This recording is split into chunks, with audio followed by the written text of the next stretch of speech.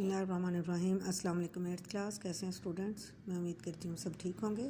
चले बेटे अपनी उर्दू की बुक खोलें।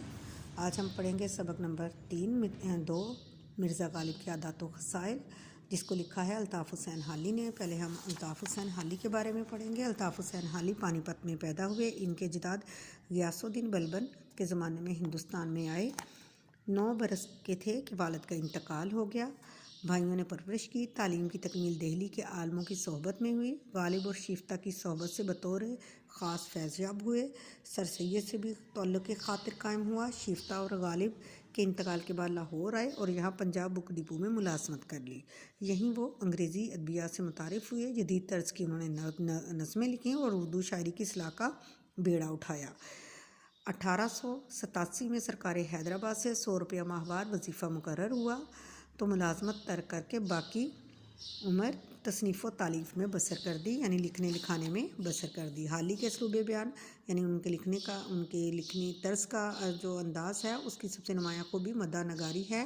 हाली की गर्ज अपने मज़मून को अदा करने और मतालिब को वजाहत से पेश करने के सिवा कुछ नहीं, यानी अपने मज़मून को वो इस तरीके से कि उनके मानी मफ़हूम को वजाहत के साथ पेश करते थे। इनकी नसरी तहरीरों में एतदाल व तवाज़ुन यानी एतदाल मियाना रवि थी।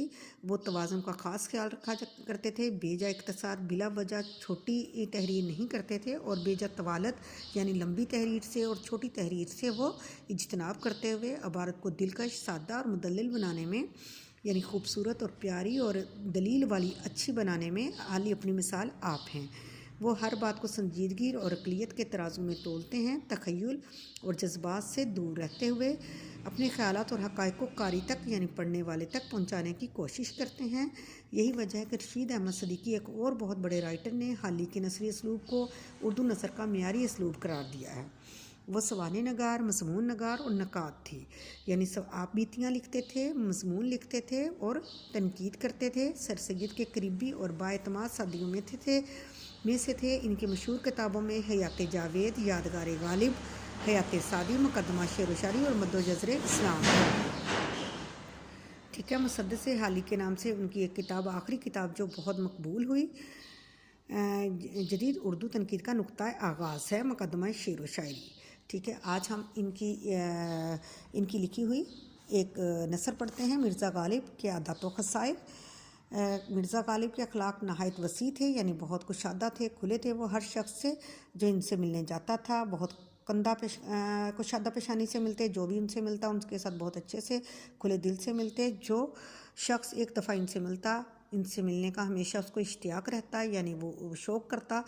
दोस्तों को देख देख कर बाग हो जाते थे, यानी दोस्तों से मिलकर उनका दिल बहुत खुश होता था और उनकी खुशी से खुश और गम में गमगीन होते थे। अपने दोस्तों की खुशी में खुश और गम में गमगीन होते थे। इसलिए इनके दोस्त हर मज़हब और हर मिल्लत के, हर कौम के, हर मज़हब के, ना सिर्फ दिल्ली में बल्कि तमाम हिंदुस्तान में बेशुमार थे। जो खतूत उन्होंने अपने दोस्तों को लिखे, इनके एक एक हरफ से महर मोहब्बत यानी मोहब्बत, दोस्ती, गमखारी, दुख दर्द बांटना और यंगांगत आपस में इत्तेफाक इत्तेहाद टपकता नज़र आता था। दोस्तों के लिए हर एक ख़त का जवाब लिखना अपने ज़िम्मे फ़र्ज़ ऐन समझते थे, अपने ज़िम्मे ख़ास काम समझते थे। इनका बहुत सा वक्त दोस्तों को जवाब लिखने में सर्फ होता था। बीमारी और तकलीफ़ की हालत में भी वो ख़तों के जवाब लिखने से बाज ना आते थे। वो दोस्तों की फरमाइशों से कभी तंग दिल ना होते थे।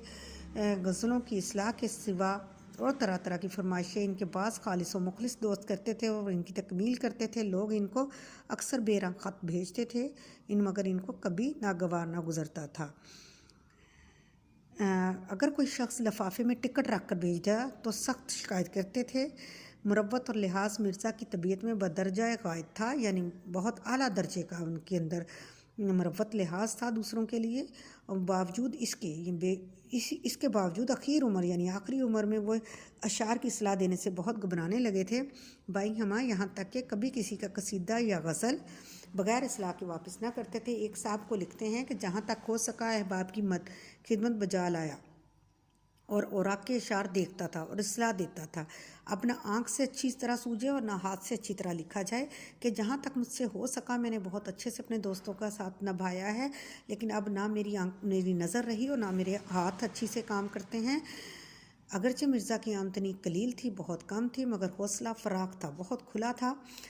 साइल इनके दरवाज़े से खाली हाथ बहुत कम जाते थे। सवाल करने वाले, मांगने वाले उनके दरवाज़े से खाली हाथ बहुत कम जाते थे। उनके मकान के अंदर अंधे लंगड़े, मकान के आगे अंधे लंगड़े, लूले और अपाहज मर्द औरत पड़े रहते थे। गदर के बाद इनकी आमदनी कुछ और कुछ ऊपर 150 रुपये माहवार हो गई थी। गदर यानी जंग आज़ादी के बाद इनकी आमदनी कुछ ऊपर 150 रुपये माहवार हो गई थी महीने की, और खाने पीने का खर्च भी कुछ लंबा चौड़ा ना था। मगर वह गरीबों और मोहताजों की मदद अपनी बैसात यानी अपनी हैसियत से ज़्यादा करते थे, इसलिए अक्सर तंग रहते थे। खुद मिर्ज़ा अपने दोस्तों के साथ जो गर्दिश रोज़गार से बिगड़ गए थे, उनके जिनके पास रोज़गार नहीं था, नहायत शरीफाना तौर से सलूक करते थे। दिल्ली के अमायद में एक साहब जो मिर्ज़ा के दिली दोस्त थे, यानी उमरा जो थे, 1857 के बाद उनकी हालत सकीम हो गई थी। हालत उनकी वो ना रही थी, उन पे मुफलसी आ गई थी। एक रोज़ छींट का फरगल पहने यानी ऐसा चोगा पहने हुए मिर्ज़ा से मिलने आए। मिर्ज़ा ने कभी इनको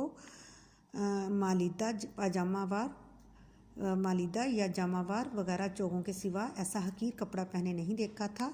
छींट का फरगल उनके बदन पर देखकर दिल भर आया, यानी वो बहुत आला लिबास पहनते थे। जब उन्होंने ऐसा देखा तो उनके दिल को बहुत दुख हुआ। ये छींट आपने कहाँ से ली?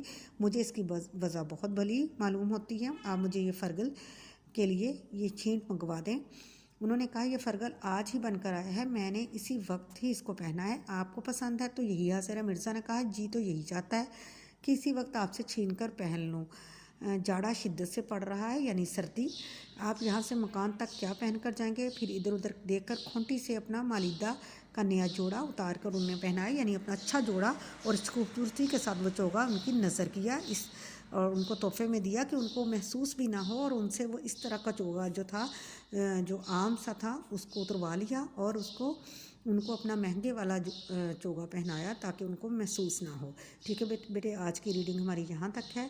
आपने इसको समझना है और इसके मुश्किल लफ्ज़ों को समझ के फिर आपने इसका खुलासा बनाने की कोशिश करनी, और इंशाल्लाह हम कल अपना आगे का काम मुकम्मल करेंगे, बाकी काम। ओके, अल्लाह हाफिज़।